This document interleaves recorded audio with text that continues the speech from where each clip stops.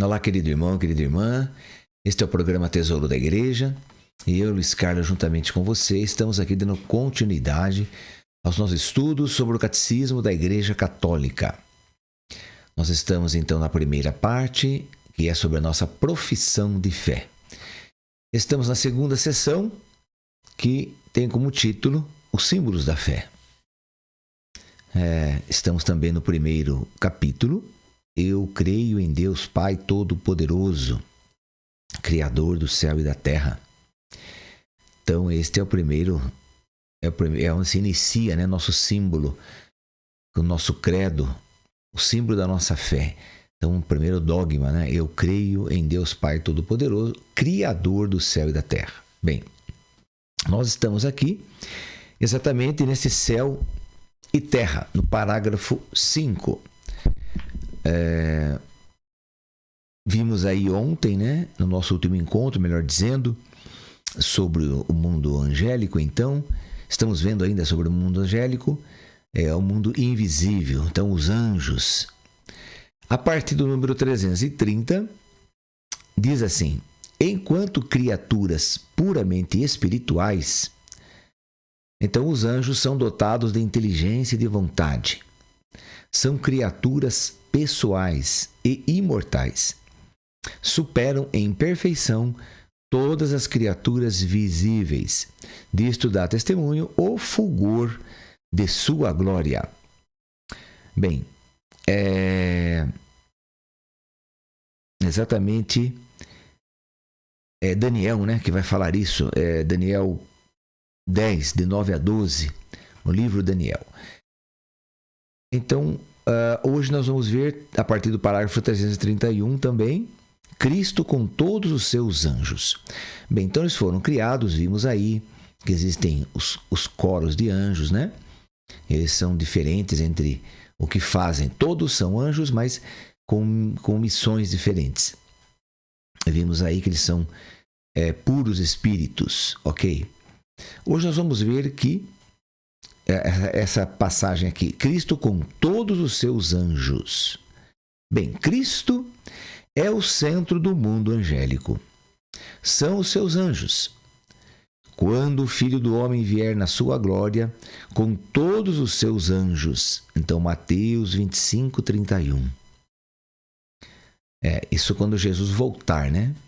É a segunda vinda dele, que está citando aqui Mateus 25, 31. Porque ele já veio como encarnado, então ele se encarnou, ele realizou a salvação. Mas agora ele vai voltar uma segunda vez, e a vez definitiva. Agora ele virá de um modo diferente. Então ele virá com todos os seus anjos. Então Jesus Cristo é o centro do mundo angélico. Então os anjos servem a Jesus Cristo. Quem que é Jesus Cristo? O Filho de Deus encarnado. Bem, então eles já adoravam enquanto ele era somente Deus, enquanto ele estava no céu, junto com o Pai, junto com o Espírito. Então os três eram adorados pelos anjos. Agora a segunda pessoa, então, da Santíssima Trindade, o Filho de Deus, o Verbo, se encarnou, se tornou um ser humano. Mas então agora eles deixaram de adorar? Muito pelo contrário, além de continuar adorando, eles servem a Cristo e consideram Cristo o centro do mundo evangélico. Quer dizer, então Cristo é a realização deles existirem, deles serem, deles fazerem alguma coisa, deles ajudarem em tudo que é possível, em tudo que Deus permite que eles ajudem. Então, eles se tornam aí os servidores por excelência, né? Claro, o Filho se encarna e vem com toda a sua humildade mostrar como servir. Então os anjos também tomam isso como exemplo e seguem esse exemplo. Então eles estão para servir. Principalmente aqui quando... Vou dar um exemplo, né? Como eu estava dizendo, existem muitas categorias de anjos. Por exemplo, os querubins, os serafins, eles dão ali, estão na presença de Deus, para dar assistência a Deus, para tudo que Deus precisar. Então eles servem a Deus. Estão ali para adorar a Deus constantemente. Não saem da presença de Deus de forma nenhuma. Já as outras categorias de anjos, então, eles têm seus ministérios diferentes. Eles não estão ali para adorar, mas para servir. Então, Deus dá a cada um funções específicas, ok? Mas o que eu queria dizer é o seguinte, que quando um ser humano ele é concebido no ventre da sua mãe, naquele momento em que unem aí os 23 pares de cromossomas do pai com os 23 pares de cromossomas da mãe e formam a primeira célula. Então, ali, Deus sopra o sopro da vida. E ali, então, aquilo se faz vida, aquela célula. Muito bem. Naquele momento, Deus envia, então, a alma que sai do coração de Deus. Aí forma o ser humano. Muito bem. O ser humano é gerado, ele nasce. Aí, quando ele é batizado, no momento em que ele é batizado, Deus envia um anjo do céu para estar com aquela criatura todo o resto da vida, a partir daquele momento até o último dia aqui na Terra. Então, é enviado um anjo. Se a criança ou o ser humano não for batizado, ele não recebe o anjo da guarda vindo do céu. Antes do batismo, então, quem que era o anjo que tomava conta dele, que era o dono dele, como já expliquei aqui várias vezes, né? De papel passado e tudo mais. Então, Satanás é o dono dele. Então, ele tinha um anjo? Sim, tinha um anjo. Mas um anjo mau, como seu tutor, como seu guardião. Ok? Mas agora no batismo, então, Deus envia um anjo do céu. Um anjo que vem de Deus. Porque no batismo, o ser humano é comprado de Satanás, não é? A preço de sangue. A moeda de troca é sangue, derramado na cruz. Então, Jesus comprando essa alma nessa pessoa de Satanás. Então, Satanás não é mais seu dono. Agora quem é o dono é Jesus. E por isso que o Pai envia do céu um anjo para estar com aquela pessoa dali para frente. Pois bem, esse anjo, que é chamado anjo da guarda, ele é tirado das suas funções para estar com aquela criatura. E pode tirar um serafim, um querubim, um anjo que está na presença de Deus constantemente. Pode tirar também um trono, uma potestade. Pode, claro. Deus é Deus, ele escolhe quem ele quer. Então ele pode sim tirar um anjo que está ali na presença dele, todo o tempo adorando a ele, para enviar para ser um guardião de um ser humano pecador. Bem, daí você pode pensar assim, puxa vida, mas esse anjo não vai ficar triste, chateado de sair da presença de Deus Altíssimo, Santíssimo, Puríssimo, e vir habitar com o ser humano, né, tão pecador, que vai, puxa vida, vai aprontar tanta coisa, vai pecar tantas vezes, e esse anjo da guarda não vai ficar chateado. Não, pelo contrário. Como o Verbo se encarnou e veio servir ao ser humano, isso que o Verbo fez, né? Ele se encarnou, se tornou Jesus Cristo e veio servir. Eu vim para servir, diz Jesus. Então, na verdade, o anjo está imitando o Senhor dele. O Senhor dele é Cristo. Ok? Então, se ele é tirado da presença de Deus ou de qualquer outra função e vem estar ali com o ser humano, ele o faz com muita alegria, com muita satisfação, com muita honra, inclusive. Por quê? Porque ele está imitando Jesus Cristo, que veio para servir. Então, para ele é uma alegria. Já não seria uma alegria para um anjo decaído, por exemplo, né? Que não sentiria nenhum prazer em servir um ser humano, por causa do orgulho, da prepotência, da arrogância e outra, que eles odeiam os seres humanos. Por isso que os anjos decaídos, eles fazem o mal ao ser humano, porque o ser humano é a imagem e semelhança do Filho de Deus. Então isso para eles é um absurdo. O próprio Deus se encarnar, morrer na cruz do jeito que morreu, para salvar o ser humano, que é tão desprezível, que não significa nada, não é verdade? O que é um ser humano? Como diz Isaías, é um vermezinho, é um pobre vermezinho. Então, Como que os anjos decaídos, então, poderiam servir ao ser humano? Não é? Principalmente pela grandeza dele, né, do anjo, como nós já vimos aqui. Primeiramente por isso. Segundo, porque o anjo é orgulhoso. Esse anjo decaído é um anjo orgulhoso que não vai querer servir a uma criatura inferior, né? Então fica aí para nós o exemplo, né? O exemplo para nós de que o seu anjo da guarda, o meu anjo da guarda, ele vem de qualquer um dos coros de anjos que existem. Tanto faz. Para eles, tanto faz. Ok, eles querem servir a Deus e servir ao Filho de Deus encarnado. Então, fica para nós esse entendimento, esse conhecimento, essa lição de hoje, né?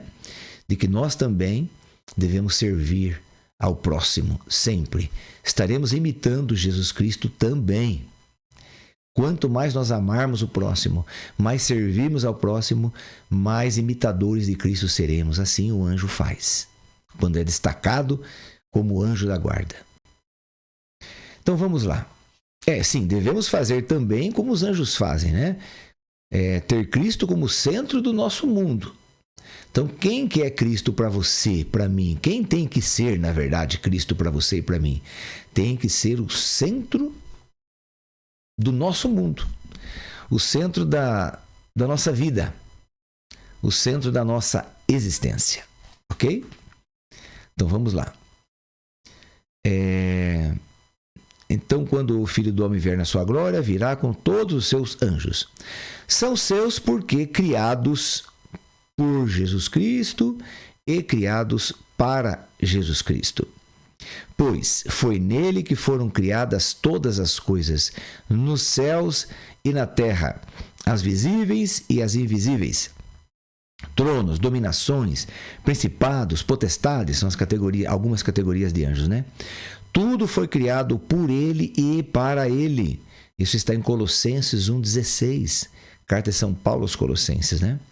Tudo foi criado por ele e para ele. Então, ele é o criador do mundo angélico. Claro que é. Ele é o criador de todas as coisas, das visíveis e das invisíveis também. São seus, sim, são de Cristo. Mais ainda, porque ele os fez mensageiros do seu projeto de salvação. Ok? São mensageiros do seu projeto, quer dizer, ele coloca os anjos para trabalhar na salvação. Assim como ele coloca você e eu para trabalhar na salvação também. Ok? Mas vamos lá, estamos falando aqui dos anjos, né? Que eu falo dos anjos, mas também mostro aí que nós temos a mesma função, né? De salvar, de ajudar na salvação, na verdade. Nós não somos salvadores de ninguém. Nem os anjos são salvadores de ninguém, mas são colaboradores. E nós também devemos ser colaboradores de Cristo.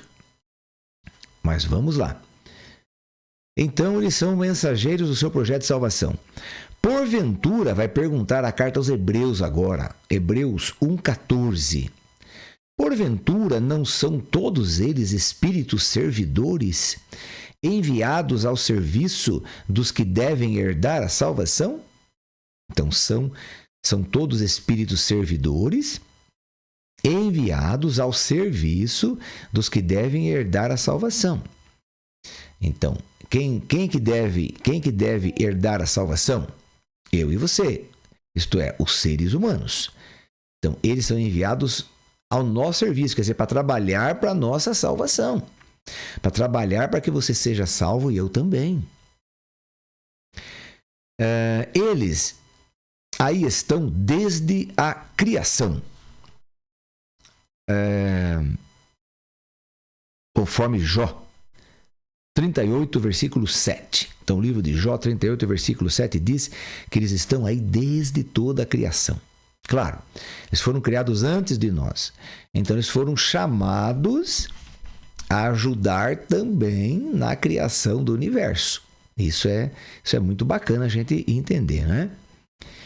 Bem, estão aí desde a criação e ao longo de toda a história da salvação, anunciando de longe ou de perto esta salvação e servindo ao desígnio divino da sua realização. Então, eles servem ao desígnio divino, quer dizer, ao pensamento, ao que Deus quis fazer para realizar aí a a salvação. Então o que eles fazem? Porque tem 2 pontos aqui agora, então vamos ver o que eles fazem. Fecham o paraíso terrestre, como está aí em Gênesis 3, 24. Então logo depois então que o ser humano contrai o pecado original, então eles são expulsos do céu, o ser humano é expulso do céu, e os maus anjos também, os amigos de Satanás também são. E eles fecham o paraíso terrestre, fecham a porta do paraíso. Essa porta será aberta depois, quando Jesus dá o seu último suspiro na cruz. Aí vai dizer o Evangelho que as cortinas do Santo dos Santos, né? O templo, as cortinas do templo onde fica o Santo dos Santos, onde ficava, né? Melhor dizendo, a Arca da Aliança. Então, aí o véu do templo se rasgou, diz bem assim a palavra. O véu do templo se rasgou, o véu lá que fechava então ali, que guardava, que protegia então a Arca da Aliança. Mas isso quer dizer o que o véu do templo se rasgou? Que a porta do céu foi aberta novamente. Havia sido fechado, sim, mas agora foi aberta. Jesus abriu essa porta. Então, primeira coisa, né? Vamos continuar aqui. Deixa eu ver onde é que eu parei aqui. Fecha o paraíso terrestre, sim. Protegem a Lote, também está em Gênesis 19. Lote, que é sobrinho de Abraão, né? Salvam Agar e seu filho. Então os anjos salvam. Também está em Gênesis 21, 17. Agar, ela era uma serva, né? Uma escrava de Abraão. E como estava demorando muito para se cumprir a promessa que Deus falou a Abraão, que ele seria pai de uma multidão de gente incontável, uma multidão incontável, não teria como contar os filhos de Abraão, né? E a Sara, sua esposa, então, já haviam se passado muitos anos, e a Sara disse: olha, meu senhor, né? Porque as mulheres chamavam os maridos naquele tempo de meu senhor. Então, olha, meu senhor, o senhor que falou isso para você, talvez você não tenha entendido direito, então eu não consigo dar filhos, então acho que você tem que ter filho com outra pessoa, não comigo. Então dorme com a nossa escrava, essa mulher chamada Agar, era a egípcia. Bem, ele acolhe a ideia da esposa dele e dorme com a Agar e gera um filho. Então Deus aproveita esse filho aí, abençoa esse filho também. E usa esse filho, protege ele, sim. Mas Deus fala: olha, Abraão, não é esse filho dela que você vai ter, é o filho com a sua esposa. Então, né, que sua esposa tenha calma aí para esperar. Eles tiveram que esperar 25 anos, né? Não foi brincadeira esperar aí 25 anos para se cumprir a promessa de Deus na vida de Abraão, né? Então, ele tinha 75 anos quando Deus falou com ele, e depois, quando ele tinha 99 anos, daí que ele engravida a mulher dele, e quando ele tinha 100 anos, daí nasceu o filho dele. Então, Deus cumpre suas promessas, né? Embora que para nós demore muito às vezes, mas ele cumpre. Mas então aí está, os anjos então salvam Agar e o filho dela. Seguram a mão de Abraão, também aí conforme o relato de Gênesis 22, quando Deus pediu para ele matar o filho que tinha nascido dele, filho Isaac. Então esperou 25 anos para nascer o filho, daí nasce o filho, já estava menininho ali, uns 9, 10 anos, sei lá, alguma coisa assim. E Deus pede a vida dele. E se ele acreditasse mesmo, se ele fosse fiel a Deus, então que ele matasse o filho. E ele vai matar, sim. E quando ele está para descer ali a faca, né, para furar o coração do filho, então um anjo vem e segura a mão de Abraão. A lei também é comunicada por ministérios deles, conforme Atos 7:53. A lei é comunicada por ministério deles. Outra passagem, conduzem o povo de Deus, conforme Êxodo 23, de 20 a 23. Então, conduz o povo de Deus, sim. Depois que eles saem, né, que eles são libertados por Moisés. Anunciam nascimentos, conforme o livro dos Juízes, capítulo 13. Que mais? E vocações também, também no livro de Juízes 6, de 11 a 24. Assistem os profetas do Antigo Testamento, dão assistência para os profetas, como está em 1 Reis 19:5.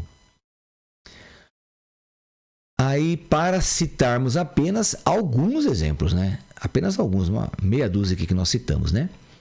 Finalmente, é o anjo Gabriel que anuncia o nascimento do precursor e o do próprio Jesus. Então, o anjo Gabriel anuncia que a prima de Maria, a Isabel, estava grávida, já então de 6 meses, né? Grávida, e anunciou também que Maria seria a mãe do Filho de Deus. Então, ele faz os dois anúncios no mesmo tempo. Então está aí os anjos ajudando, né? Bem, nós temos em toda a Escritura, né? Toda a Escritura, exemplos maravilhosos de anjos que ajudam o ser humano, que trabalham ali para a salvação, fortalecendo, ajudando, protegendo, guiando. Veja o anjo Rafael ali, também vem ajudar as pessoas. Enfim, todos os anjos aí estão a serviço do Altíssimo, né? Mas vamos lá, vamos continuar aqui. Teremos vários exemplos ainda. Desde a encarnação até a ascensão, a vida do Verbo encarnado é cercada da adoração e do serviço dos anjos. Quando Deus introduziu o primogênito no mundo, ele diz: adorem-no todos os anjos de Deus. Isso está em Hebreus 1:6. Então, quando o Verbo de Deus se encarna, o Filho de Deus se encarna, nasce de Nossa Senhora. No momento do nascimento, já estão os anjos adorando. Ali está Jesus, que acabou de nascer, Maria, está José, né? Jesus está no coxo ali dos animais. Eles estão ali onde os animais dormem, não é? Ninguém deu lugar digno para José e para Maria, principalmente estava grávida, né? Ia ter o filho, mas foi nascer ali naquele curral cheio de animais, né? Onde eles ali urinam, defecam. Então, veja, uma situação ali, como que o Filho de Deus vai nascer num lugar desse? Pois é, mas foi assim que foi. E ali os anjos desceram para adorar o menino Deus que tinha acabado de nascer. Então já começam adorando. E continuam até o momento da ascensão, diz aqui o catecismo, até o momento em que ele se eleva ao céu, os anjos estão ali adorando com ele todo o tempo. O canto de louvor deles ao nascimento de Cristo não cessou de ressoar no louvor da igreja. Glória a Deus! Lucas 2,14, glória a Deus no mais alto dos céus, glória a Deus nas alturas, glória a Deus que todos os homens louvem a Deus, né? Porque os céus estão louvando a Deus. Protegem a infância de Jesus. O que mais que eles fazem? Servem a Jesus no deserto. Quando Jesus foi tentado ali, 40 dias e 40 noites, os anjos estavam com ele ali. Tá certo que o Satanás estava ali, né? Porque ele foi tentar Jesus. Mas Jesus não sucumbiu, não.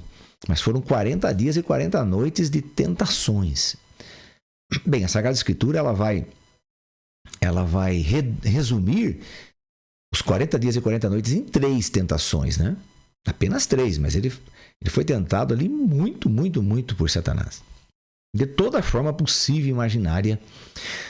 Tudo que Satanás tinha ali de meios de tentar Jesus, ele tentou. Reconfortam-no na agonia.